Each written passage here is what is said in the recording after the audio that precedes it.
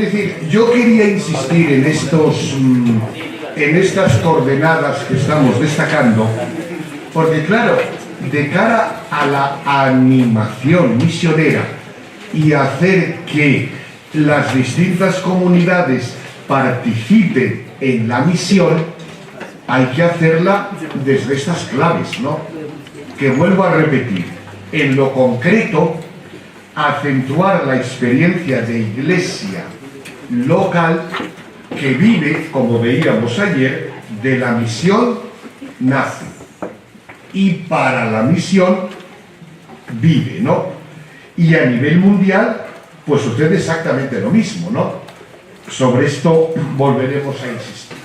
Entonces, para conjugar esa perspectiva de lo local y lo global, que esto lo trata el Papa Francisco cuando entre los principios, 4 principios que él da para la vida social, ¿verdad?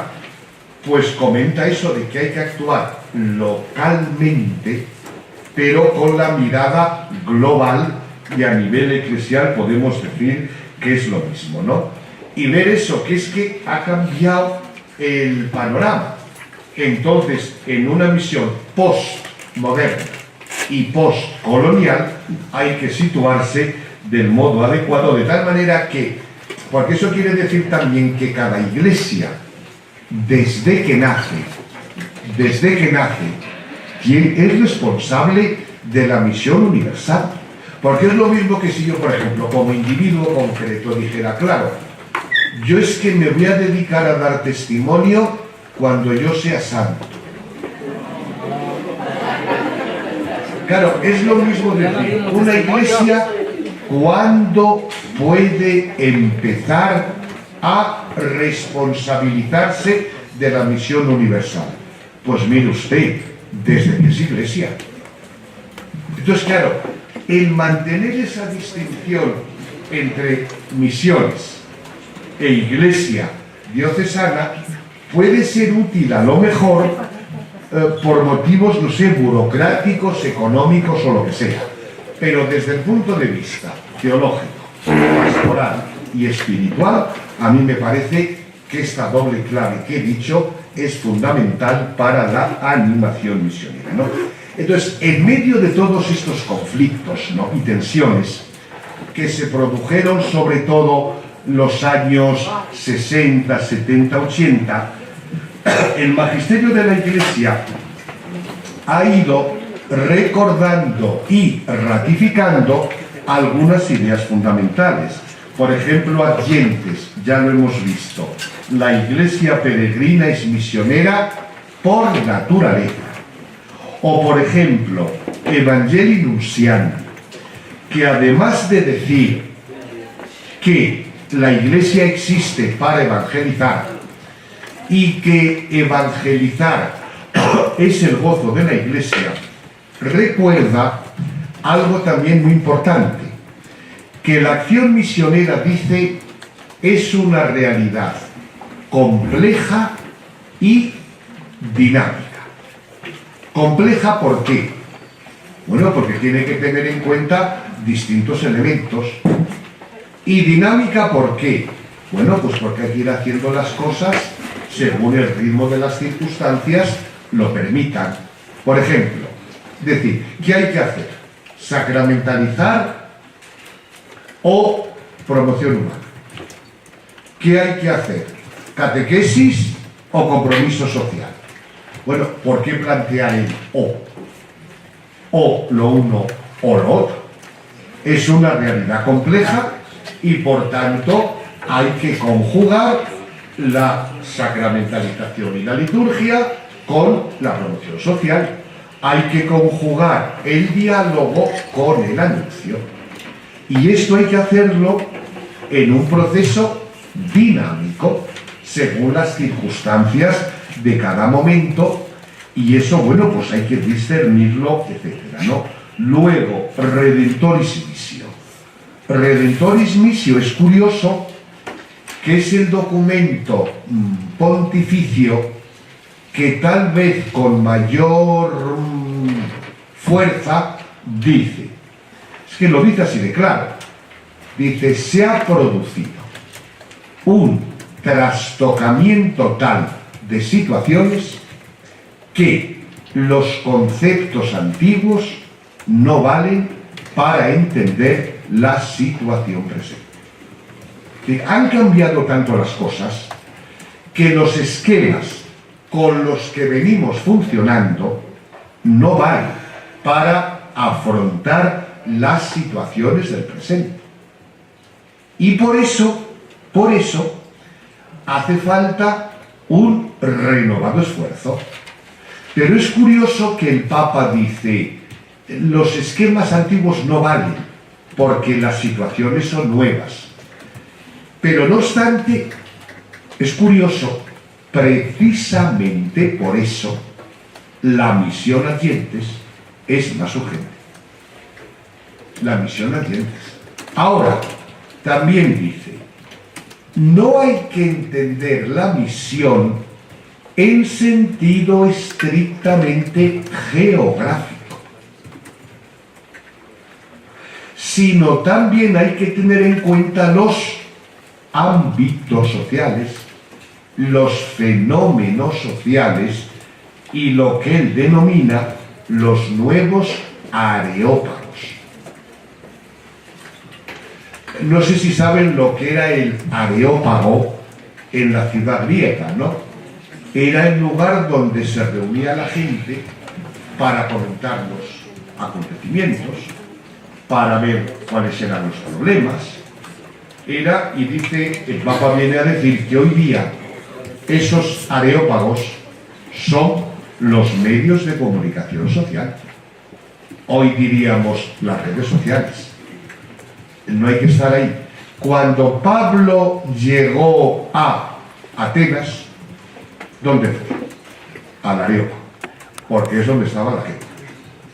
Entonces, ¿dónde es eso? ¿Dónde hay que dar el testimonio?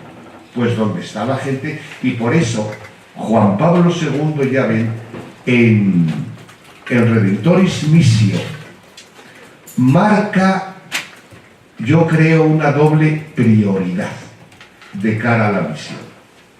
Por un lado dice, Asia. Y ya ven que este Papa también lo ha tomado en serio, ¿no? Asia, porque es donde hay menos cristianos, ¿no? Y segunda prioridad, creo yo, que es los jóvenes de las grandes ciudades. Porque en los barrios de las grandes ciudades habitados por jóvenes es donde se está gestando la nueva civilización. Entonces, esa prioridad, porque además no recuerda que el joven de cualquier ciudad del mundo tiene las mismas ideas en la cabeza. A lo mejor no tiene tanto dinero para poder conseguir sus objetivos. Pero no deja de ser curioso que Juan Pablo II, precisamente porque defiende la necesidad de la misión a Dientes, establece esta doble prioridad. Asia, los jóvenes de las grandes ciudades, porque ahí es donde se está gestando. Y luego pues ya ven también cómo las conferencias del CELAM han venido siendo una recepción creativa de lo que fue la apertura evangelizadora del Vaticano II, ya desde Medellín, pero luego ya ven cómo en el contexto de Santo Domingo y de Puebla se habló mucho de la nueva evangelización. O sobre todo es importante ver cómo Puebla habla de las nuevas situaciones misioneras. ¿Y qué menciona? Los jóvenes, los obreros, los intelectuales, los sindicatos. Y eso que se denomina en esos contextos la cultura adveniente. Es decir, la cultura que está viniendo o que ya ha venido. Entonces esa cultura adveniente es ámbito. de una acción, como si dijera Juan Pablo II, dice, el entusiasmo misionero tiene que orientarse a esos ámbitos. Y claro, fíjense, si desde estas perspectivas no hay mucho elemento para la animación misionera en lo concreto, ¿no? Para la animación misionera en lo concreto, ¿no? Pero ven cómo se va adaptando la cosa, ¿no? En aquello que denominábamos misiones extranjeras, dominaba lo geográfico. Lo geográfico. Ahora no es que lo geográfico desaparezca, hay que ir a Asia, pero también hay situaciones y contextos misioneros. Ya en Vaticano II, en Ad Gentes, dice, evidentemente la acción misionera tal, dice, pero no se puede excluir, dice, que contextos actualmente cristianizados por los procesos de la historia se vayan descristianizando y puedan ser convertidos en situaciones de misión a gentes. Y hay un ejemplo histórico claro, el norte de África. Ahí estuvo San Agustín, San Cipriano, Orígenes, eran cristiandades florecientes. Vino el hundimiento del Imperio Romano y la llegada de los musulmanes y desapareció. Entonces, por eso es comprensible que Juan Pablo II, en la exhortación apostólica Eclesia y Europa, se plantea directamente la cuestión. Europa se ha convertido ya en un lugar que requiere misión a gentes. Esa Europa que, como hemos visto, ha sido la protagonista de esa misión moderna y colonial. Entonces, esa Europa es ya situación de misión a gentes. La respuesta no es fácil, porque yo por un lado diría que sí, por otro lado no sabría qué decir, ¿no? Y me explico.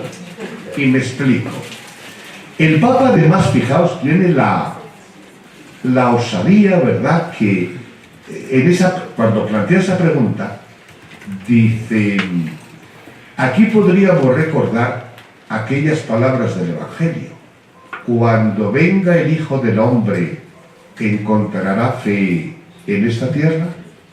Es una pregunta fuerte, ¿eh? Y la saca a colación en ese momento, ¿no? Y el Papa da un doble indicio de que podríamos decir que sí, que hace falta ya, ¿no? Para que veamos cómo las situaciones van cambiando, ¿no? Y tenemos que adaptarnos. Y por un lado dice, ¿cuántos millones de inmigrantes no católicos hay en Europa? Entonces podríamos decir, las fronteras de la misión se han desplazado, porque aquí, en Europa, dice, hay, pues eso, hindúes y musulmanes, etcétera, etcétera. Eso por un lado. Pero por otro, dice, hay contextos culturales donde la gente se está ya formando en una cultura claramente no cristiana. Entonces, esas nuevas generaciones que no oyen hablar nada del cristianismo y que les suena como algo extraño, ¿no son destinatarios de la misión a gentes?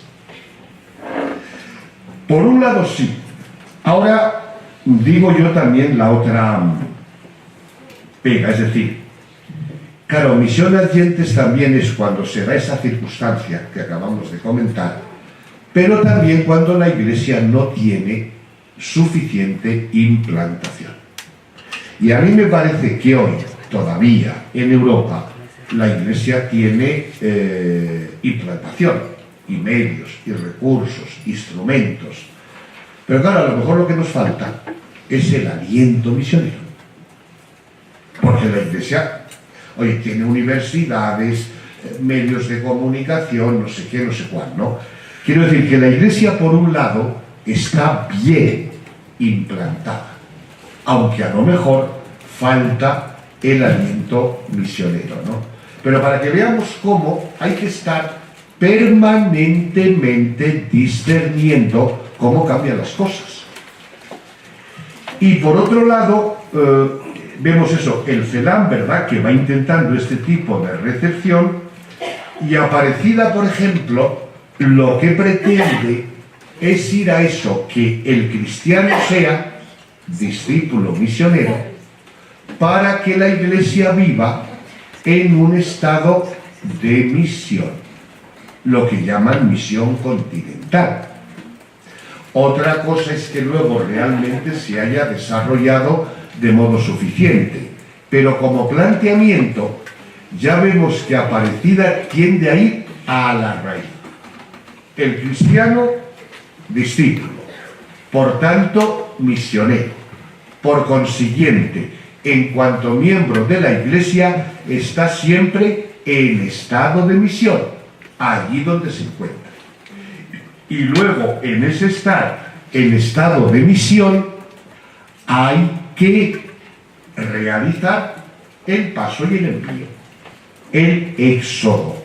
Es decir, la misión evidentemente empieza desde aquí, pero como hemos dicho tantas veces, en un dinamismo que la abre a lo universal.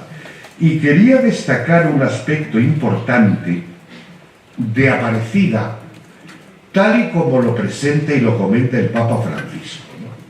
Que indudablemente, claro, él lo vivió desde dentro como protagonista, pero lo que él destaca es que Aparecida puede ser presentado como un ejemplo de proceso sinodal, en el sentido que venimos comentando, ¿no? ¿Por qué? Porque es algo que arranca desde aquí, desde el trabajo de las iglesias concretas.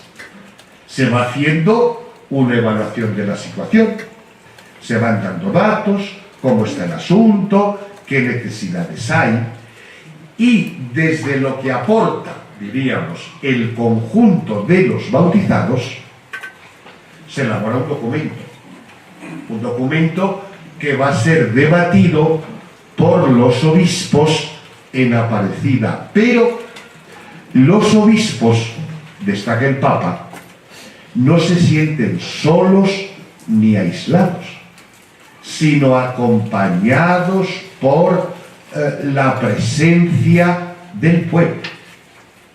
Y el pueblo está participando con su oración, con su presencia en Aparecida, en el mismo lugar, de tal manera que es un proceso sinodal que, como decíamos ayer, intenta hacer confluir las distintas sinergias de cara a la misión. O sea, la sinodalidad es evidentemente estar juntos, pero estar juntos para caminar. Y entonces la aportación de todos pues va dando eso. Entonces, en este marco de nueva figura de la misión universal, pues hay coordenadas que, como ya hemos hablado de ello, simplemente los lee. Todo tiene que arrancar del encuentro personal con el resucitado, tener en cuenta la cultura y el contexto, adoptar actitud de diálogo como encuentro y testimonio, no como imposición o proselitismo, escuchar el clamor de los pobres y servir a la liberación, y tener una perspectiva de la creación entera y lo que el Papa denomina ecología integral, que tiene en cuenta el cosmos, la cultura, los barrios, etcétera, ¿no? Y aquí no me entretengo porque algo se ha ido diciendo, ¿no? Entonces, para servir a la misión universal hace falta animación y cooperación misionera desde los espacios eclesiales concretos. Porque todos hemos ido viendo que las comunidades eclesiales necesitan un aliento permanente. Y aquí está puesta la palabra aliento con intención, porque aliento es el soplo, el ruaj, el espíritu, igual que animación, viene de alma. El alma, por tanto, como principio de vida. Por tanto, se trata de ir haciendo presente en las distintas comunidades ese espíritu que lo dinamiza todo. Y por tanto, quienes trabajan en la animación y cooperación misionera deben ser conscientes de su misión desde lo concreto. Para realizar esta tarea de animación misionera hay una serie de bloqueos. Ahora, la constatación de esos bloqueos es lo que hace más urgente ese ministerio de la animación misionera, ¿no? Porque todos vemos que en nuestras iglesias hay una excesiva preocupación por lo inmediato. Sí, yo veo, por ejemplo, en los contextos eclesiales que yo vivo, pero si es que cada vez somos menos y tenemos más que hacer, ¿para qué ir tan lejos con todo lo que hay que hacer aquí? Es decir, ese tipo de preocupación es constante, ¿no? El obispo dice, pero ¿cómo voy a dejar yo a un cura que se vaya no sé dónde si para el curso próximo me van a quedar 20 parroquias sin sacerdote porque se han jubilado, se han muerto y no ha habido ordenaciones? Sí, ese problema de preocuparse por lo inmediato, pues en unos lugares se manifiesta de un modo, en otros de otro. Pero yo creo que eso es algo constante, porque forma parte de la condición humana. Entonces, esa actitud de tener la libertad de la que hemos hablado para contemplar la realidad con la mirada de Dios, eso es muy difícil. Hace falta una espiritualidad y unas convicciones profundas, ¿no? Luego, estrechez de protagonismo, estrechez de horizontes. En el fondo es eso, quedarse en lo local. Y yo creo que cuando el Papa Juan Pablo II escribió su encíclica Redemptoris Missio, yo siempre he dicho que es una llamada a superar el provincialismo. El provincialismo. Es decir, no ver más, o lo que en otros lugares se llama el parroquialismo. Diciendo que harto bien y hartos problemas tengo donde estoy. Yo recuerdo, por ejemplo, haberlo oído hace ya años, que me gustó escuchárselo al rector de un seminario mayor de España, ¿no? Claro, que él recomendaba siempre a los seminaristas que por lo menos un par de veces al año salieran de la diócesis a un encuentro supralocal. Porque eso evidentemente amplía los horizontes y las perspectivas. Y los seminaristas, sobre todo, que sois más jóvenes, que estáis aquí, pues veis lo que esto enriquece. Y veis lo grande que es. Porque es algo, por ejemplo, que a uno le ayuda a ver pues, modos distintos de vivir la iglesia, de afrontar los problemas. Pero yo tengo la experiencia, y siempre lo digo, que cuando uno sale de su diócesis y ve, por un lado, uno relativiza los problemas que tenemos en casa y por otro lado valora más lo que tenemos en casa, y yo creo que eso puede ser muy frecuente, ¿no? Es decir, no agobiarnos por los problemas inmediatos, pero a la vez valorar todos los recursos que tenemos, ¿no? Como veíamos ayer en la puesta en común, ¿no? Pues hay muchas cosas que en cada lugar se van haciendo, ¿no? Pero la estrechez de horizontes es muy frecuente.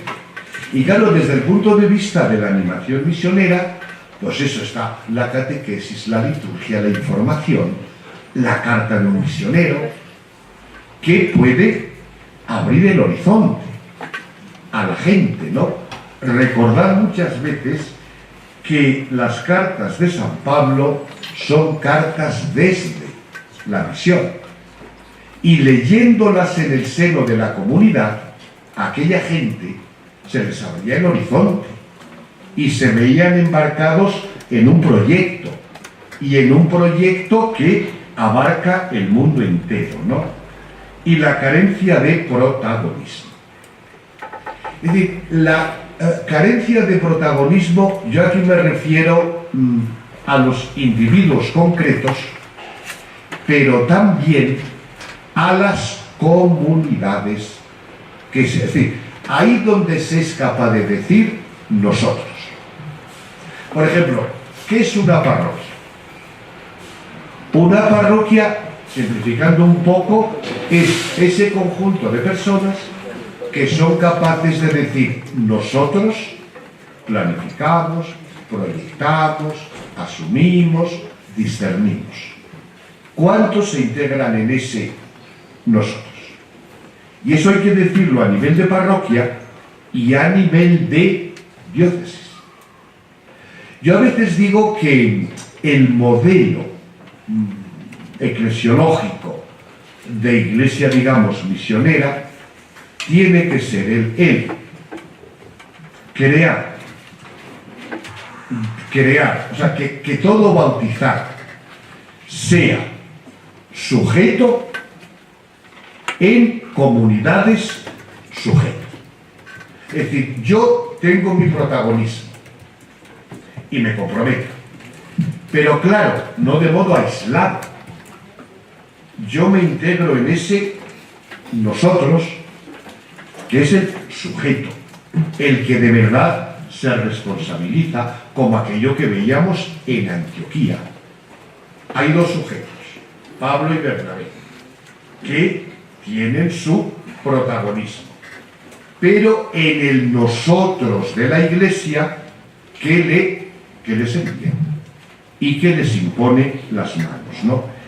Entonces el suscitar ese protagonismo para que podamos decir nosotros es lo que hay que ir creando desde la base, ¿no? La falta de vitalidad de la fe, claro, lo que decía Juan Pablo II en Redentoris Missio, la fe se fortalece dando. Si no la das, la fe se duerme, ¿no? Y luego la debilidad del dinamismo eclesial, porque ayer comentaba yo, por ejemplo, cuando se comentaba esto de la iniciación cristiana y qué métodos seguir, en el fondo se trata de que haya los que se van iniciando que vayan asumiendo su protagonismo, pero esto de cara a la solidificación de nosotros, de que la Iglesia tenga más estructura, etcétera, ¿no? Entonces, para ello hace falta una nueva acción misionera de la que hablaba Juan Pablo II en Novo Milenio Ineunte. Recuerden que ese documento es significativo por dos cosas, ¿verdad? Porque Novo Milenio Ineunte, el título quiere decir cuando estamos entrando o está viniendo un nuevo milenio. Lo escribió eso el año 2000-2001, porque acabábamos de celebrar el milenio, el jubileo de la Encarnación. Y claro, él como Papa era consciente de que ese jubileo se había celebrado a nivel, digamos, mundial. Bueno, entonces, desde el principio del documento, de la encíclica, dice: ahora es el momento de las iglesias locales. Ahora, es decir, lo universal tiene que realizarse en las iglesias concretas. Yo no sé hasta qué punto se va usando la palabra iglesia o todavía se privilegia la de diócesis, ¿no? En el fondo son equivalentes, ¿no? Lo que pasa que lo de diócesis tiene más un sentido organizativo o burocrático, ¿no? Mientras que la palabra iglesia pues tiene un sentido más teológico y pastoral, ¿no? Entonces la iglesia en Burgos, la iglesia en México, la iglesia en Buenos Aires, ¿no? De tal manera que asuman su propio protagonismo, porque ya ven que en el Nuevo Testamento las cartas van dirigidas a las iglesias. Es muy bonito, por ejemplo, si leen el libro del Apocalipsis.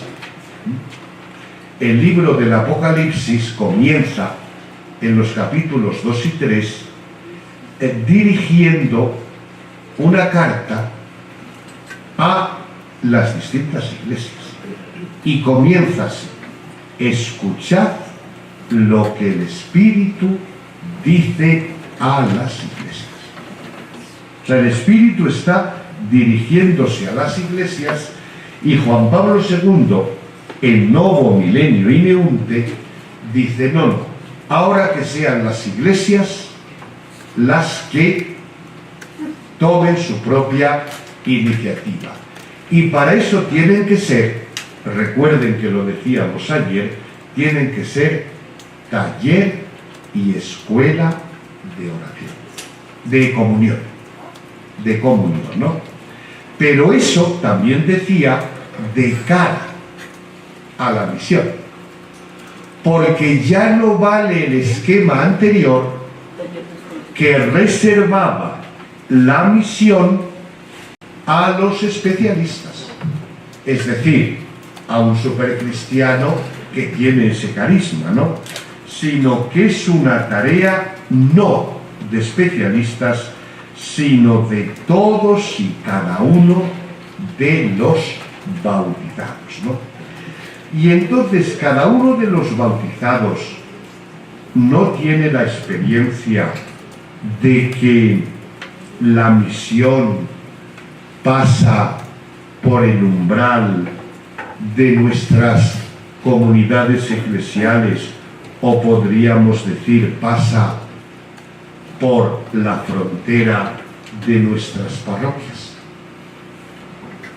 Es decir, que la misión, podríamos decir, el inicio del dinamismo misionero, no hay que buscarlo, no hay que ir a buscarlo, porque ha venido. Entonces, fíjense cómo esto de aquí, allí, lejos, cerca, pues realmente se va difuminando cada vez más. Porque, por ejemplo, ¿cuánta gente acude a la parroquia? Vienen unos padres para pedir el bautismo para su hijo. Ese acto tan habitual en una parroquia, eso ¿cómo lo valoramos? ¿Es un acto simplemente pastoral o es un acto realmente misionero en sentido? Pues ya sabemos que depende de cada caso, pero puede haber muchos casos en que vengan los padres, digamos, necesitados de una primera evangelización, de un primer encuentro. Entonces fíjense el valor misionero que puede tener una palabra de salud. y de bienvenida. Decía, es una pena que no haya bajado el texto porque es de los textos que hay que leerlo literalmente, ¿no? Pero un obispo alemán, el obispo Banke, que además era obispo en la zona que había sido comunista y por tanto radicalmente secularizada, él decía, dice, claro, dices que la palabra misión hasta ahora pensábamos que era cosa de África, de Asia, pero ahora nos damos cuenta de que la palabra misión también vale para Hamburgo, para Colonia, para Múnich. Dice, y para esta nueva experiencia, dice, la Iglesia alemana, dice, tenemos muchas cosas, porque tenemos instituciones, dinero, personal, dice, pero lo que no tenemos son nuevos miembros. Y lo que yo he hecho en falta, ya ven qué cosa tan simple y de tanto alcance, dice, lo que yo he hecho en falta es que a las gentes que se acerquen a la parroquia, alguien les diga, bienvenidos. Ya ven qué cosa tan simple, pero en el fondo es recordar y empalmar con el buonasera del que hablábamos ayer, ¿no? Entonces, desde ese punto de vista, volviendo a nuestro tema, ¿no? La misión en el umbral. Es decir, que prácticamente al ritmo que van las cosas y la evolución de muchas sociedades, la misión es sencillamente el umbral de nuestra presencia como parroquia. Y eso, repito, se refiere a los dos padres que vienen a pedir el bautismo, o al niño que se acerca y que en su casa nunca ha oído rezar, o al que viene a encargar un funeral, o por ejemplo los funerales. Es decir, la celebración de los funerales no se han convertido hoy en umbrales de misión. ¿Por qué? Porque a esa celebración acude mucha gente que seguramente no pisa en otros lugares de la Iglesia. Entonces, fíjense aquí, ante este tipo de experiencias, como la acogida de los padres que van con su niño, de los niños que vienen a la catequesis sin saber rezar, o los funerales. Ahí no hay espacio para ministerios y servicios en la comunidad, con una impronta misionera. Entonces, no tiene que haber alguien en la comunidad eclesial que desarrolle este tipo de perspectivas, porque a lo mejor forman parte tanto de la vida cotidiana que no le damos importancia. Y sin embargo, ahí está la importancia de la figura ministerial del animador misionero en una parroquia, que haga descubrir estas perspectivas. Y seguro que en este punto, porque yo creo que pasa muchas veces, ¿verdad?, que a veces hacemos más de lo que creemos cuando nos ponemos críticos a discernir todo lo que hacemos mal, ¿verdad? Pero que a lo mejor hacemos más cosas de lo que creemos, pero que a lo mejor no lo llamamos por su nombre o no le damos importancia.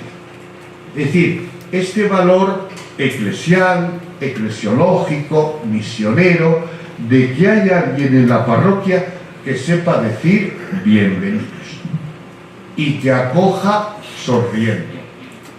Pues son piedras que van edificando la comunidad eclesial, pero que además creo que tienen una dimensión profundamente misionera que van cultivando. la parroquia, ¿no? Y para eso, repito, creo que hace falta el ministerio del animador misionero, ¿no? Igual que aquí, donde se habla de presupuestos en la catequesis y en la formación, ¿no? De todo esto ya hemos hablado. Que la misión llama a la Iglesia a la existencia, que el dinamismo, hay que arrancar del dinamismo de la alegría pascual, que la caridad pastoral de Cristo nos empuja, que vivimos en una Iglesia católica y mundial, con la mirada de Dios sobre el mundo entero. Elementos para nosotros que estamos aquí, evidentes.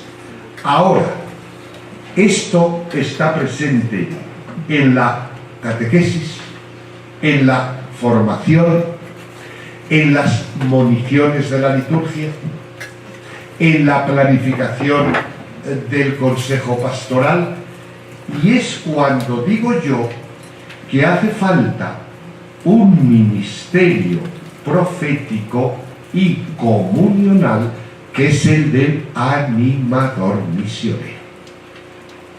Es decir, si la animación misionera es importante, o la dimensión misionera es importante por las razones que hemos indicado, no parece lógico que haya ese ministerio en una comunidad parroquial, por ejemplo, igual que existe el catequista, o igual que existe el lector. Entonces vemos que en muchos sitios sí que hay este tipo de pluralidad de ministerios, ¿no? Entonces tendríamos que preguntarnos qué sentido y qué papel ha de cumplir el animador misionero. Y yo digo que es fundamentalmente un ministerio profético y comunional. Profético, ¿por qué? Hombre, pues porque tiene que interpretar lo que pasa, las carencias, y a veces también soltar alguna denuncia, para que se vea lo que falta. Y al mismo tiempo comunional, para ir creando comunión de cara a la misión. A mí me gustaría luego, en el trabajo en grupos, por ejemplo, que se mencione a ver en cuántas parroquias existe el animador misionero, o a lo mejor, aunque no se le llame por ese nombre, que haga esa función.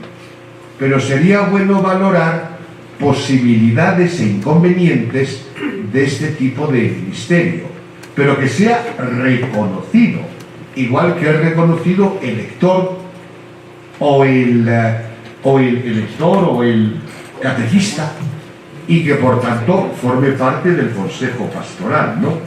Porque evidentemente tiene que hacer ver la importancia de la oración personal como alimento del propio compromiso, ¿no?